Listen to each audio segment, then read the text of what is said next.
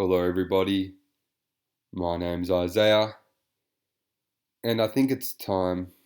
It's time to analyze the Holy Grail.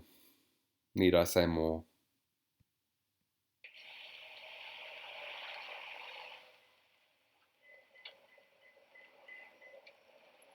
It's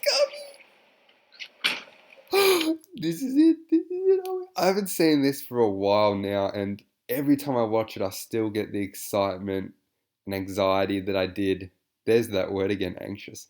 I still get the anxiety I get from when I saw it the first time, and a person who displays that feeling that I'm feeling now to the same point nearly is Base Shaman.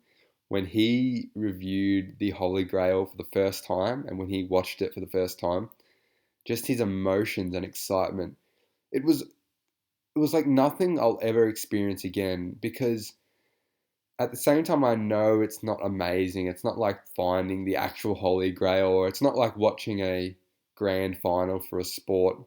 It's kind of like this other feeling. You don't know what's going to happen. It's something you're obsessed about, but no one else is obsessed about. It's like nothing I'll ever experience again. But it's just absolutely amazing. And I still remember that day, and I told myself before I watched it that Lornography will never be the same after I watched this, and it wasn't. It was just like a void that was empty had been filled with the Holy Grail, filled with Lorne's hard cork.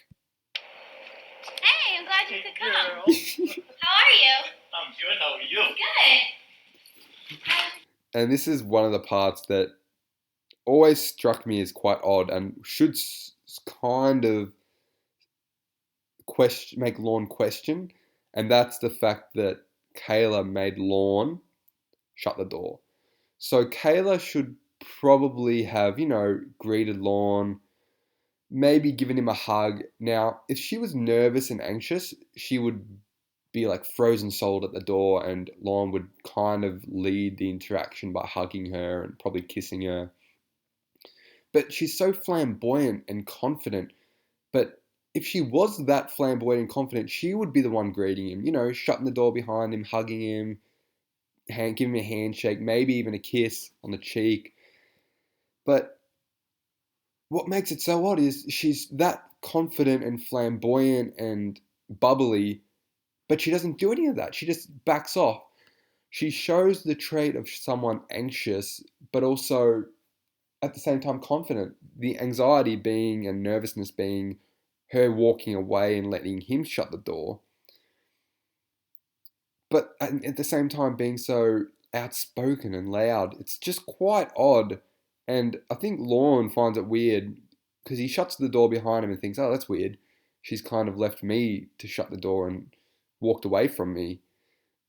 It's a very strange way to greet someone. But again, it's a strange situation. So how many times are you going to go meet a 13-year-old for sex? Probably never. So it's not like he can say this is a situation which would not normally occur like this because you don't know how it's going to occur. It's not something that would normally happen. Drive. Terrible. Really? How come? I've got a pretty bad cough and I'm a bit sick, so every time I laugh, I actually cough, so I can't laugh, unfortunately. But Lorne here, by saying his trip was terrible, trying to elicit sympathy from Kayla, trying to, make us go, oh, Lorne, come give me a hug, baby. Why was it so terrible? He always seeks sympathy from people, always wants to make people feel bad for him. He's the one in dire need of support. He's always been like that. He can never take responsibility. Just looking at him now, he looks pretty big, doesn't he? Look at the girth in that forearm, and he's a big bloke, Lorne. And I've always said this. If he trained properly, look, I don't know about his training regime, but I can guarantee you he didn't train at a gym hard and properly. You know, he probably trained. There's nothing wrong with that, but he could have been a monster, man. Look at his forearms and the girth of him, and he could have been a big bloke if he trained hard. He could have been a bodybuilder if he wanted to, or a powerlifter, but he didn't take up that opportunity. And I know not everyone wants to be big, but he could have been huge. Just saying. She was already. Nah. So he got caught in the lie there. Like she's like, "Oh, why was it terrible?" And he's like, "Oh no, it was actually okay." I don't know how long he drove. Maybe was I don't know. Actually, no, that's quite odd. I actually don't know how long he drove. I know I've watched the video of him driving there made by Base Charmin. Like he actually drove or he Google mapped the whole way from Lorne's house to the Sting house. Was it like an hour or two or something? I don't know, but like driving that far just down a highway is never great. Come on, let's be honest here. It's never something you'd be like, oh, yeah, let's go for a drive for 2 hours. It's never that great. It'll always be terrible. So I understand he's probably telling the truth there, but you know, drives can be pleasant. I like going for a drive sometimes, but not on a highway in traffic for an hour and a half. Like that's never pleasant. Look, we got these new chairs. You have to sit down. I have to sit down. Look how much distance she's made from him. Like he is those last few steps she takes right here, because he's catching up to her here. He is catching up to her. Well, look, we got these new chairs. You have to sit down. I have to sit down. Yeah, Right there. Complete distance away from him and actually pointing to where he should sit. Right here, I believe he wants to go up and hug her, but he has been not manipulated by her, but kind of puppeted by her to where she wants him to position himself. And he knows she's probably nervous, so he's just going to follow it. And he's nervous too, which is why I think he took her advice on where to sit. When you're nervous, you kind of just follow the leader. Any cue, anything given to you, you'll just take and accept. And that's why a lot of people who get kidnapped won't run away, or people who are in a situation where they're being like held up at gunpoint, they say freeze, like give me your wallet, give me your purse. Most of the time you just do what they say, like you give me your wallet, give me your purse, you just do what they say. I don't know if a lot of people know that, but like when children get kidnapped and stuff and they say don't move, a lot of the time they'll just stay there because they're so nervous and frightened and anxious. Any cue, any, you know, any advice, just anything told to the person or the victim or just the nervous person in question will be accepted and will be done. So Lorne he's nervous here in a different way to someone being kidnapped, of course, but he does what she says. It's a massager Oh my chair. God, It look vibrates at that. when you press the buttons. Look, oh my God. Oh my god. And when he says oh my god there, he's quite nervous. And just the way he sits down here, you've got the chair sticking out there. You don't sit down like that. It's just a weird way to sit down. He should probably have kicked down. He should probably put his feet up sooner rather than later here. And just Kayla here, such a contrast to her in the chat log. She looks completely different. Looks fucking hot here, like she's 19 or something. Kayla, she's been a good host in my opinion. Besides at the front door, she probably should have shut the front door behind him, greeted him. But no, I think she's been pretty good here. Lorne should probably put his feet up quite soon. Otherwise, it's a bit of an awkward position to be sitting in. Although it's kind of, there is a bit of underlining sexual tone behind how he's sitting. I mean, his crotch is quite open at this point.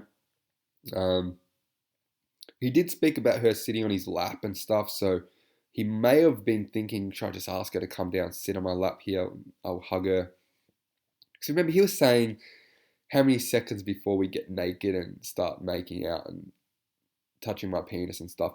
He said 10 seconds, 20 seconds, 2 minutes, 5 minutes. He said shit like that in the chat log. But I know, again, it's chat. When you get there in person, it's a lot different.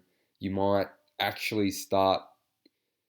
Some people talk about sex and stuff. Like I've, to be honest, spoken about, some like, with someone I've met at least like once or twice. And we get texting. We might actually start talking dirty.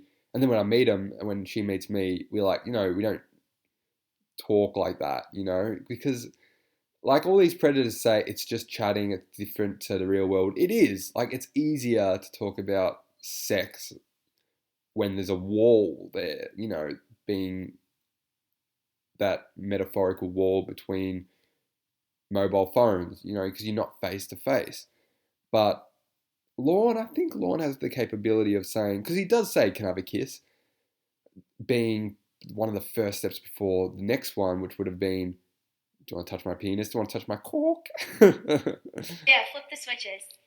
Which one is it? You can use either one of them. It tells you there's one for your butt, there's one for your lower back, and there's one for your upper back. I just felt my. And Kayla's getting so into it, like she starts touching her back, her bum, like Lorne is just on top of the moon now. Like he's getting a massage from the chair, he's gonna warm him up, his legs are up. Kayla's there about to lay with him in bed, probably. Oh, well, he's taking her back to his house. If he's worried about petrol, why would he come to her house, take her back, and take her back to Kayla's house? I know it's not his house and it'd be uncomfortable, but if he's that strapped for cash, he should have probably just stayed here, because he knows the parents aren't coming back. But again, it'd be a bit suspect because his car's parked there. Like, where's he going to park it? And I know he was worried about the he wanted to know if there was woods nearby, which was creepy as fuck in my opinion, because I think he wanted to know if there were woods because the house would then be sheltered, but also maybe he wanted to park in the woods and then from the woods walk to her house, and then he'd have a car, hidden in the woods. No one would see his car then. But also the fact that maybe it could be used as somewhere he could deposit the body. That's also a very creepy thought in case maybe things went wrong. But is Lorne capable of murder? I don't think he can murder someone. He's just a little. He's just a little girl deep down, in my opinion. He can never take responsibility. He cries in every fucking phone call. I honestly don't think he's capable of murder, especially of an innocent girl. He was probably just asking about woods because if you live somewhere that's heavily forested, that's very, very easy for you to commit a crime like this. But thing. You can pretty much tell the difference when you press Holy, yep, that's my That butt. feels so good, right? That's my butt. Oh, and look at him now. He's looking at her. This is the first time he's actually kind of looked at her since he's come in. Because when you walk in and you meet someone for the first time, they always look different to the pictures, obviously. People take really good pictures of themselves. This is kind of the opposite situation because the decoy of Kayla looks kind of ugly. No offense, but to the person, but she's not very attractive. Again, that could be because she's a kid and I'm not attracted to kids. But then he sees this, a 19-year-old decoy, a lot more attractive, and he's probably thinking like, hang on, like normally it's reversed. The pictures are better than when you meet them in person. Like it can be opposite sometimes, but most times people look better in the photos or not. Sometimes people are fucking just as hot in real life. But he's looking at her now and he's thinking, hang on, I thought you had blonde hair.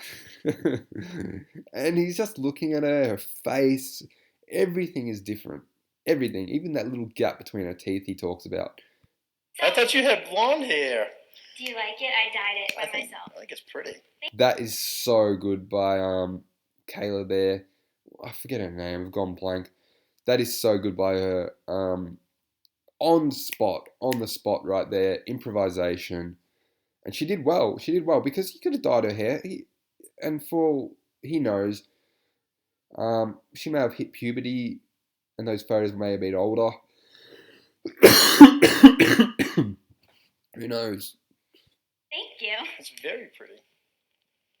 And he looks down. He's getting nervous and he's complimenting her, making her feel good about herself. He's doing all the things you should do on a date with someone of age, not with a kid. Oh my Pizza. god. I was Oh my waiting to God. eat because I thought you were bringing some. I wasn't bringing any pizza. That was really pizza. So I think they got confused there with another decoy. I don't recall him bringing a pizza. Sorry, not another decoy, another predator. He wasn't bringing any pizza. He couldn't even fucking afford a bracelet. He bought a $5 bracelet for her. And it is a first date, but I would rather not bring anything than a $5 bracelet. Because if you don't bring anything, then there's the possibility that you're just, a bit ignorant, oblivious to the fact that you should bring a gift on the first date. If you're going to spend $5, you might as well bring, I don't know. Because if you don't bring anything, you seem like a dick. You seem like a dick because you haven't, put in any effort at all. But at least with the bracelet, you've put in some effort, but it shows you're a cheapskate. So would you rather be seen as a cheapskate, someone who's... it's not nice to judge people because they don't have a lot of money. But it's not good to be seen as a cheapskate like that. It's a nice gesture, I would admit, but a lot of females I know, honestly, would probably think it's a bit weird to just bring like a plastic bracelet, silver, whatever it was, like, what was it, stainless steel bracelet. Honestly, you're better off just bringing like chips and lollies and a soft drink for like $8 maybe. I would recommend that instead. But again, that seems a bit childish. It is a child anyway, he's saying. So Well, weren't you going to bring me something? Well, yes, I was. And I did. Did you bring any condoms? Yes, I did. Where are they? that's probably the happiest he had been for a long time. And probably the happiest he's been since the sting. This is probably the last real true happiness Lorne felt. And probably will ever feel. Because when you're a sexual predator on the registered sex offender list, I don't believe you could feel happiness again. You could feel some degree of happiness, but true happiness, I don't know. Because it's always at the back of your head. It always would be nagging you. Yes, I kicked a goal in football. Yes, my team won the league. What else? Yes, my brother's getting married. My child's getting married. Whatever. Oh, but I'm a sex offender. Like, just be lingering there in the background.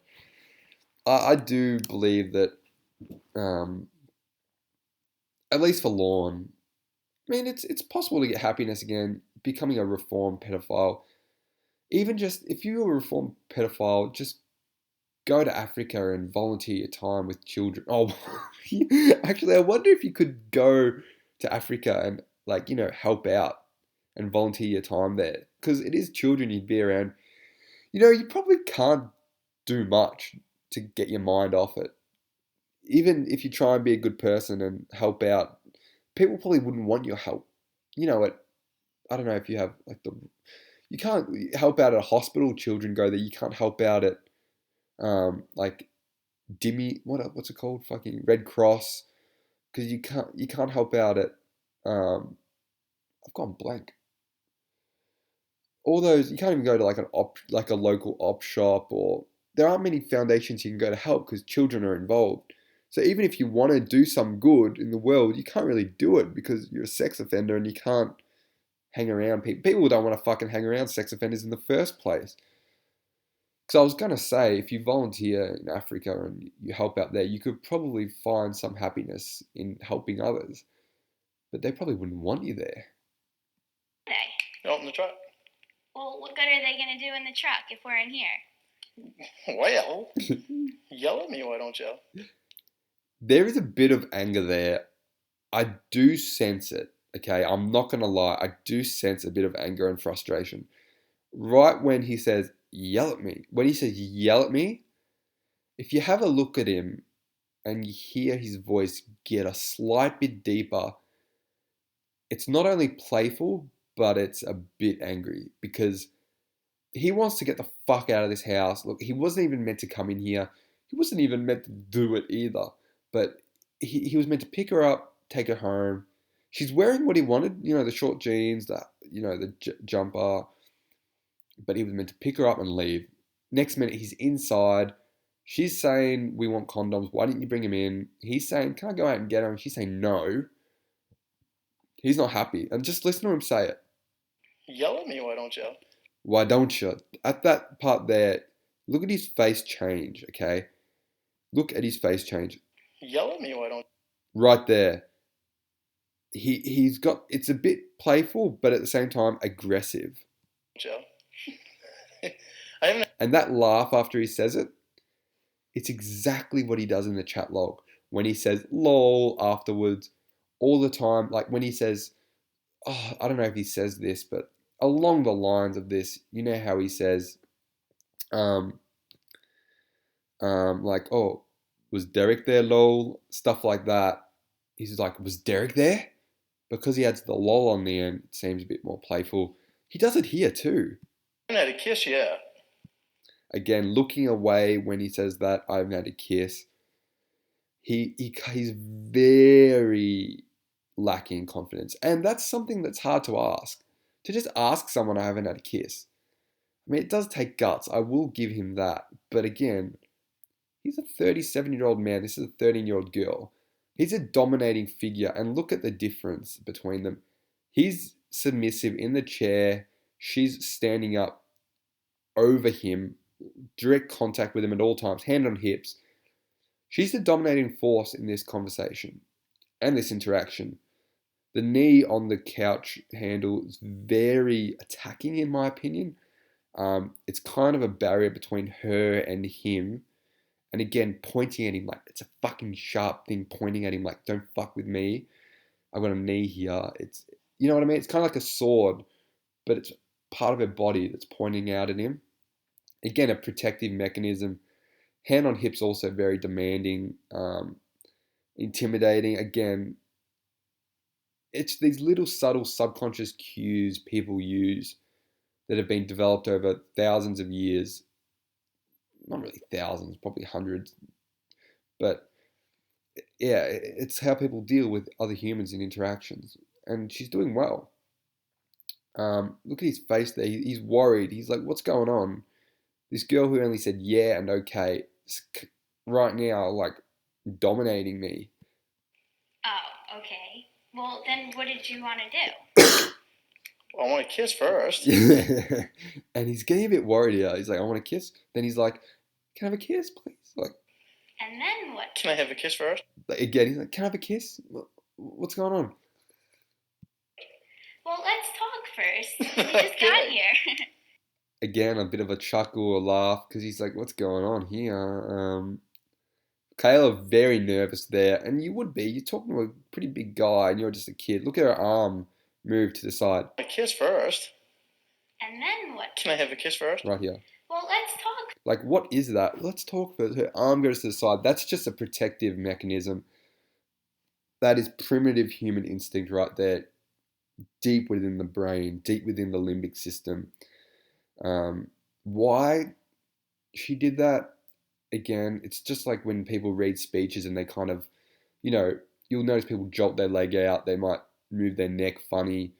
People, when they're nervous, they just do weird things with their body, and it's all protective mechanism. It's your body's producing stress hormones, and you kind of flicking your arms around as a possible defense mechanism. First. We just got Okay. here. Would you like me to go on the truck and get my stuff? No, it's all right. No? You don't want your thing right now? Present I gave you? Well, what is it? Well, I can't tell you. He's getting a bit annoyed. It wouldn't be much of a present if I told you. Well, you can go get it in a little bit or something, okay? Okay. Look, he's still playful and giggly, but at the same time annoyed, frustrated. Kayla's taken a seat here, knee still protruding again. Getting on that chair is too close to Lorne. She would have no barrier between him and her. I don't know why they didn't put a table there. They did flick out the recliner for Lorne to have to put his feet up, meaning it's harder for him to get up. And you see that with the Todd West or Jeremy Todd, the big fat red guy who sits in this chair. He can't get up because of the recliner, not only because he's like overweight severely, but because of the chair. So that's quite smart by the prop people at NBC and Perverted Justice. But again, I still think maybe just bring the chair back a bit and put a table there. It would have been easier for Kayla, and she'd be more confident, because there's an object in the way. All right. Are you nervous? A little bit. A little bit, not as bad as you thought you would be. A little bit, not as bad as what you thought you should be. Just these weird sentences strung together by Lorne. Not as bad as you thought you would be. You're nervous, but you're not as bad. It's just weird. Like the way Lorne's brain works is extremely odd.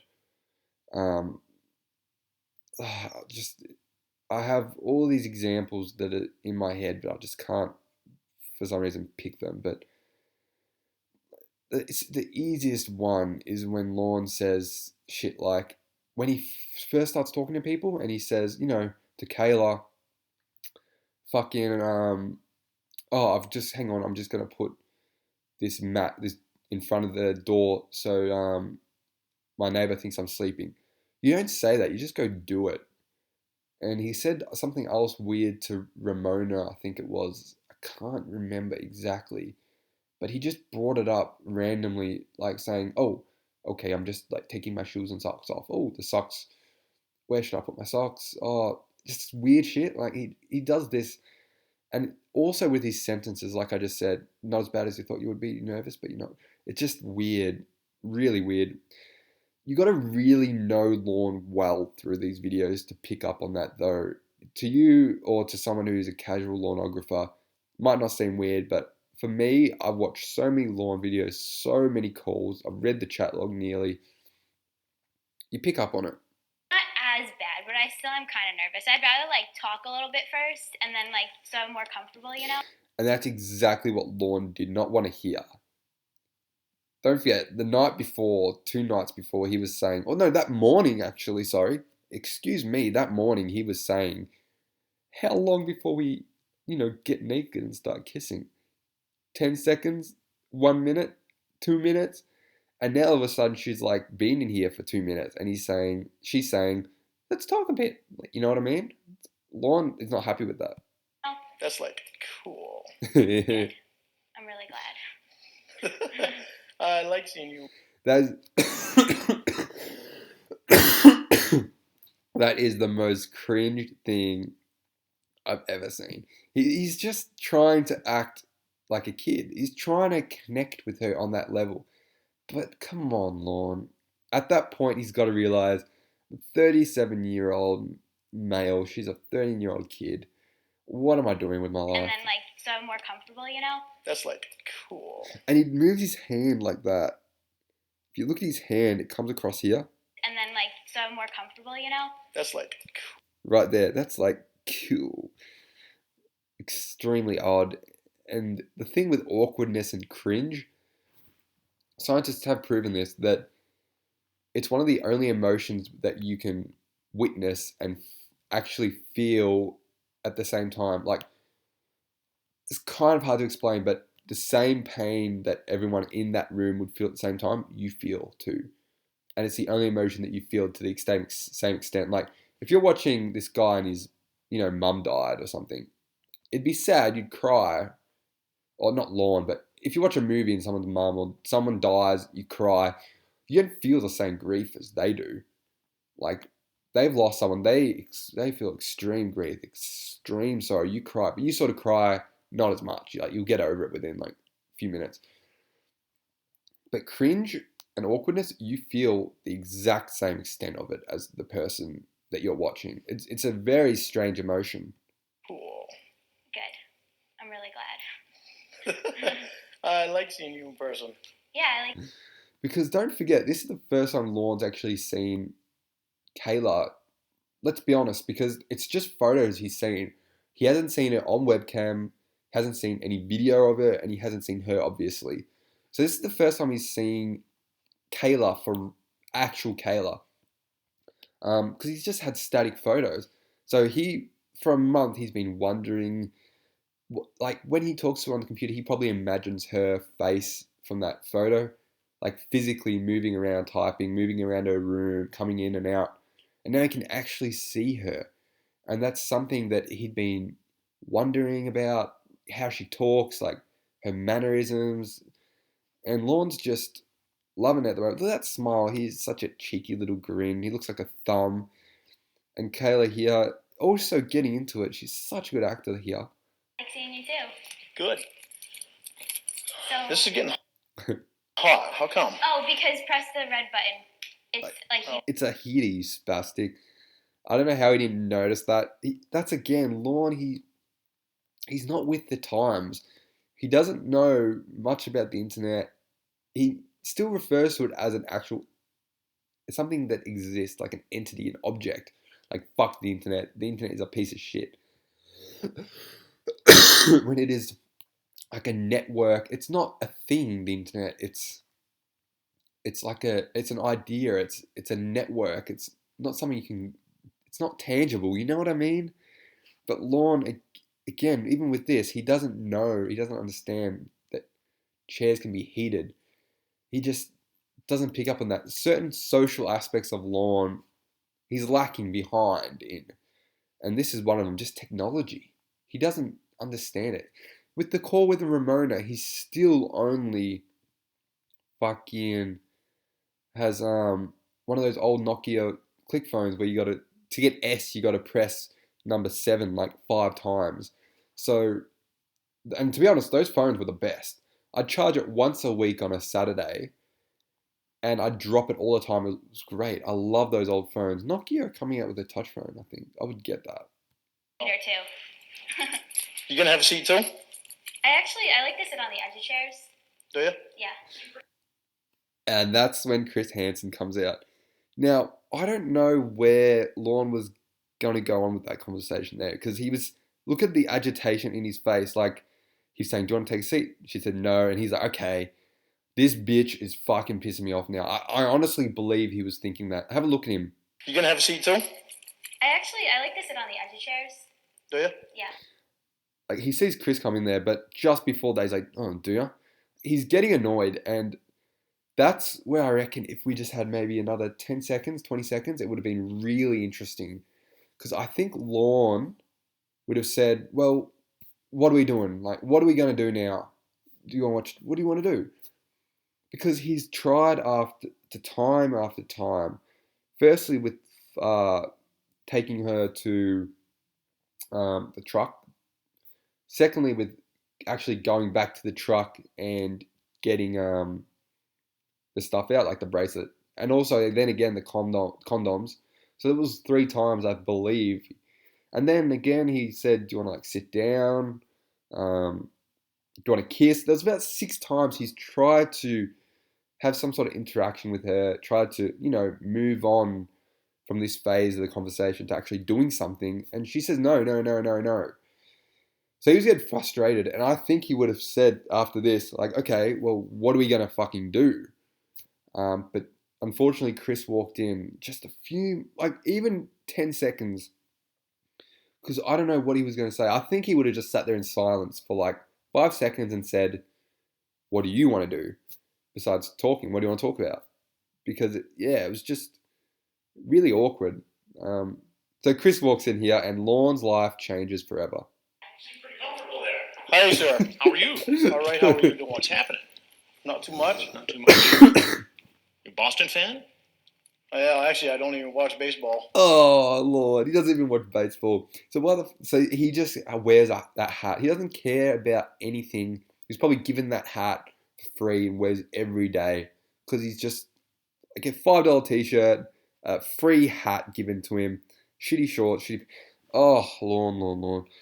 I'm gonna end it here, and we're gonna get into the entire Chris Hansen part in the next part. Okay. Till next time, boys. See ya.